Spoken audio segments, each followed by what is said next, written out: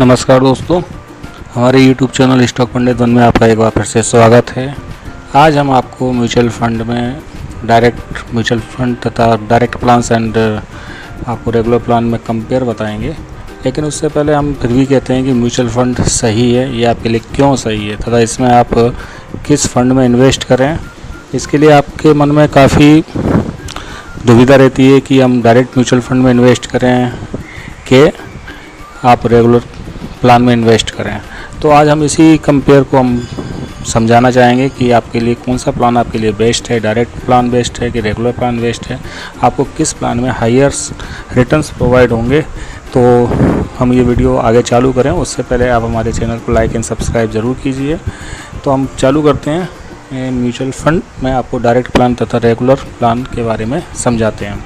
तो जैसा कि आप देख रहे हैं हमारे चार्ट पे, डायरेक्ट प्लान तथा रेगुलर प्लान दोनों ही म्यूचुअल फंड के दोनों पार्ट्स हैं तथा बहुत से हमारे इन्वेस्टर डायरेक्ट प्लान में भी इन्वेस्ट करते हैं, डायरेक्ट प्लान के थ्रू तथा रेगुलर प्लान के थ्रू भी इन्वेस्ट करते हैं। फिर भी हम ये कहते हैं कि म्यूचुअल फंड सही है क्योंकि आपको दोनों ओर से आपको रिटर्न्स अच्छे कंपनियाँ प्रोवाइड करवाती हैं। लेकिन सिर्फ इसमें अंतर ये रहता है कि डायरेक्ट प्लान में आपको थोड़ा हाईएस्ट रिटर्न प्रोवाइड होता है और जो रेगुलर प्लान होता है उसमें आपको डायरेक्ट प्लान के अगेंस्ट थोड़ा कम रिटर्न प्रोवाइड होता है। ये कम रिटर्न्स क्यों आपको मिलता है, इसके बारे में भी हम आपको बताते हैं।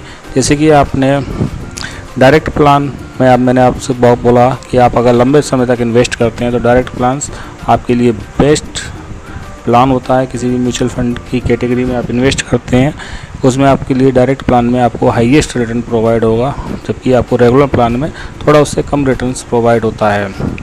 जैसे कि आप देख सकते हैं कि हम दोनों ही कैटेगरी में म्यूचुअल फंड को ही पेमेंट करते हैं, चाहे डायरेक्ट प्लान हो स्कीम आपके पास, चाहे रेगुलर प्लान स्कीम हो, दोनों ही कैटेगरी में आप म्यूचुअल फंड को आप इन्वेस्ट करेंगे।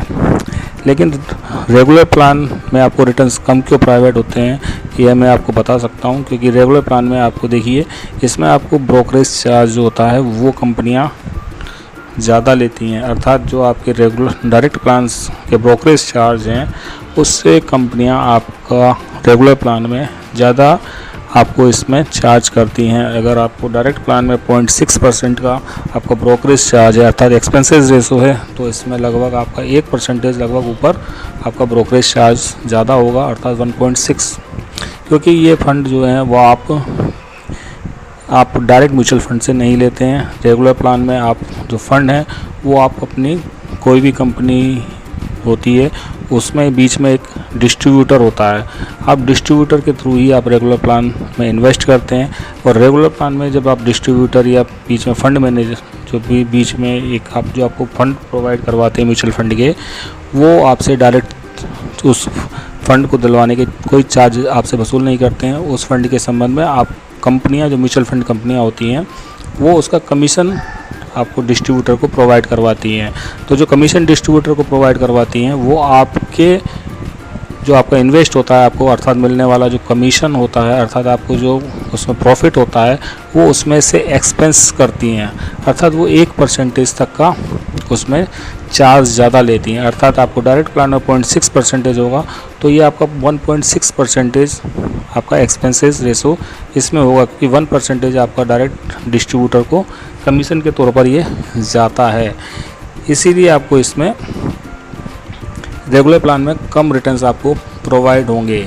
देख सकते हैं जैसे कि आपका इस पर एक्सपेंसेस रेशो जो आपका रेगुलर प्लान होता है वो कंपनी बीच में आपका एक्सपेंसेस रेशो ज़्यादा करती हैं, इसीलिए इसमें आपको कम रिटर्न्स प्रोवाइड होंगे। जबकि डायरेक्ट प्लान में आपका ऐसा नहीं है, इसमें आपका ब्रोकरेज चार्ज बिल्कुल कम होता है, लगभग 0.6% या 0.5%, या कंपनियां लगभग 1 से नीचे ही ब्रोकरेज चार्ज रखती हैं, क्योंकि इसमें आप जो भी बीच में इन्वेस्टर होते हैं वो डायरेक्ट कंपनी से एएमसी से डायरेक्ट म्यूचुअल फंड लेते हैं, अर्थात डायरेक्ट कंपनी से उनका फंड का इन्वेस्टमेंट होता है, जिसके लिए उसमें बीच में कोई डिस्ट्रीब्यूटर नहीं होता है। अर्थात डिस्ट्रीब्यूटर ना होने से उन जो कंपनी प्रॉफिट होती है अर्थात जो भी प्रॉफिट जनरेट होता है वो डायरेक्ट अपने इन्वेस्टर को प्रोवाइड करवाती है, इसलिए इसमें आपको रिटर्न्स भी ज़्यादा प्रोवाइड मिलेगा। इसमें आपको देख सकते हैं 0% कमीशन, अर्थात बीच में कोई डिस्ट्रीब्यूटर नहीं होता है, इसलिए आप इसमें कंपनियां 0% कमीशन रखती हैं, मतलब कोई डिस्ट्रीब्यूटर को कोई कमीशन नहीं दिया जाता है। अर्थात ये डायरेक्ट प्लान जो है इन्वेस्टर डायरेक्ट म्यूचुअल फंड से लेते हैं, अर्थात लोअर एक्सपेंसेस रहते हैं।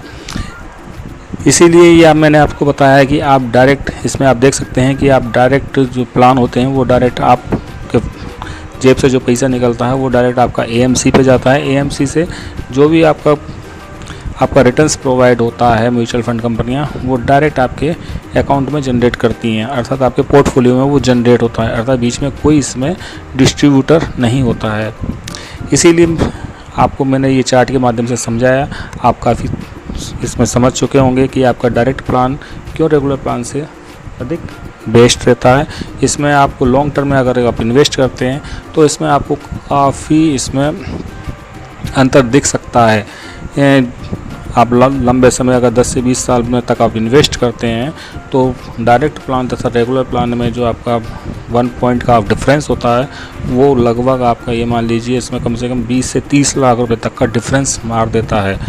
ये मैंने एक चार्ट में भी देखा था, आप देख सकते हैं, क्योंकि उसमें आप डायरेक्ट प्लान में जो आपका 1% होता है, जो आपका मंथली SIP होती है, उस SIP में आपका इसका जो 1% है वो काफ़ी एक्सपेंसेस हो जाता है। जैसे कि ये मैंने फिर भी आप देख सकते हैं, इसमें मैं आपको बता देता हूँ, एक चार्ट से ये मैंने बनाया है। डायरेक्ट प्लान में आप अगर 10,000 रुपये आप एक्सपेंस करते हैं 10 साल के लिए तो ये आपका लगभग 77,000 अर्थात 0.6% आपका एक्सपेंसेस रेशो रहेगा, तो आपका 77,000 प्रोवाइड करेगा, अर्थात लगभग ये फंड आपको 6 गुना रिटर्न्स देता है। लेकिन रेगुलर प्लान में आप 1.6% एक्सपेंसेस देता है, अर्थात ये आपका 4 गुना फंड करता है। ये सिर्फ एक लमसम का इन्वेस्टमेंट है 10,000 का। अगर आप SIP मंथली करते हैं तो ये इन्वेस्टमेंट आपका काफ़ी डिफरेंस आपका बढ़ सकता है, कम से कम 10 से 20 लाख, जो कि 10 से 20 साल तक अगर आप इन्वेस्ट करते हैं तो आई होप आप ये पूरे चार्ट के माध्यम से समझे होंगे तथा आपको काफ़ी चीज़ें क्लियर हुई होंगी। अर्थात आप किसी भी फंड में इन्वेस्ट करने से पहले अपने एडवाइज़र से सलाह ज़रूर लें। आई होप ये वीडियो आपको अच्छी लगी, तो जाने से प्लीज़ हमारे चैनल को लाइक एंड सब्सक्राइब ज़रूर कीजिए। धन्यवाद।